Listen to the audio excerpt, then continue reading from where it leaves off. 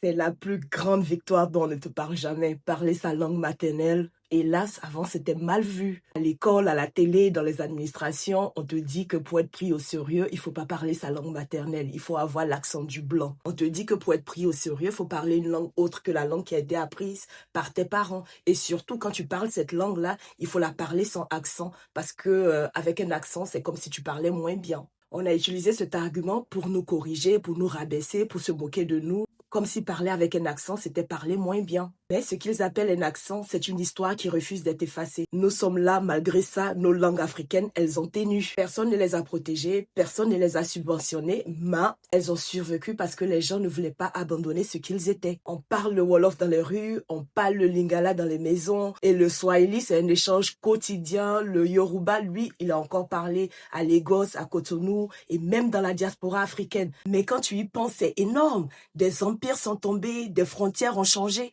mais nos langues ont survécu. Donc oui, on peut critiquer beaucoup de choses, mais sur cet aspect-là, une chose est claire, on a résisté. Alors, Yvette Julac-Enfant,